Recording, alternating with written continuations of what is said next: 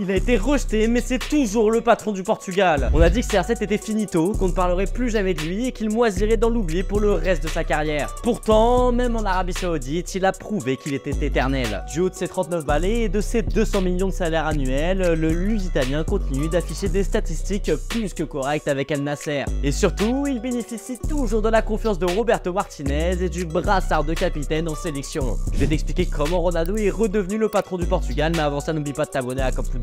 Cristiano Ronaldo sur le banc en 8e de finale de Coupe du Monde. C'était il y a environ 1 an et demi. Portugal-Suisse, 6-1, triplé du petit Gonçalo Ramos, mais les gens n'ont retenu qu'une seule image dans leur tête, celle d'une légende aux côtés des remplaçants. Au-delà du fait que ce soit assez rare dans la carrière de CR7 pour être souligné, c'était surtout la première fois en sélection depuis 2008. À l'époque, c'était déjà contre la Nati, mais à l'Euro et dans un match qui comptait pour du beurre, donc ça s'explique. Mais en 2022, c'était pas le cas, puisque c'était la première fois que le Portugal atteignait les quarts d'un mondial depuis 16 ans. Et même si les Lusitaniens jouaient gros, le sélectionneur Fernando Santos avait décidé de l'écarter. Pire encore, il recommencera au tour suivant face au Maroc. Et si cette fois encore, l'ingénieur tentera d'avancer la thèse tactique pour justifier son choix, tout le monde sait qu'il y a des tensions entre lui et son capitaine depuis qu'il a décidé de le sortir en phase de groupe contre la Corée. Peu importe, le Portugal tombera face au Lion de l'Atlas. Et là, nouvelle image marquante, les larmes de Cristiano Ronaldo après la défaite, inconsolable. À partir de ce moment-là, deux camps se forment au sujet du quintuple ballon d'or. D'abord, ceux qui pensent que c'est terminé pour lui. Le bonhomme a bien roulé sa bosse, mais il a peut-être livré l'interview de trop auprès de Piers Morgan, ce qui lui a coûté sa place à Manchester United. Ça, en plus d'avoir perdu son statut d'intouchable avec la Seleção. La preuve, plus de 70% des Portugais voulaient voir leur capitaine sur le banc face à la Suisse. En partie parce qu'ils estimaient que leur équipe jouait mieux sans lui. Puis il y a les autres, ceux qui pensent qu'il va pouvoir rebondir quelque part en Europe, mais le temps va vite leur donner tort. Fin 2022, coup de théâtre, Cristiano Ronaldo signe en Arabie Saoudite. Pas de retour au Real Madrid,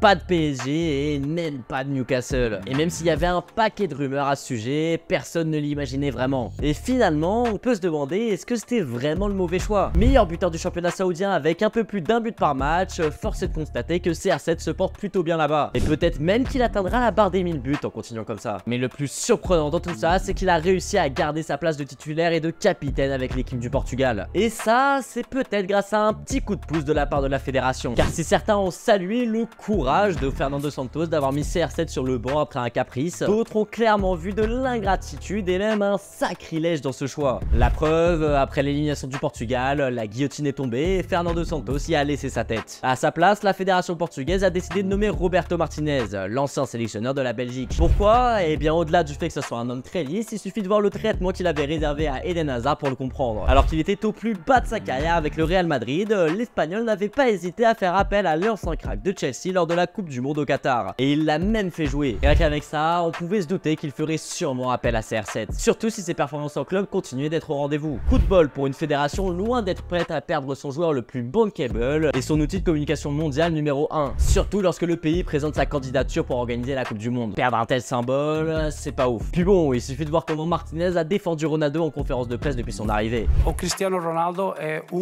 jogador muito comprometido. Eu não miro a idade, eu não miro outros aspectos. Eu acho que o Cristiano tem uma oportunidade para ajudar a equipa e passar na experiência de sa carrière.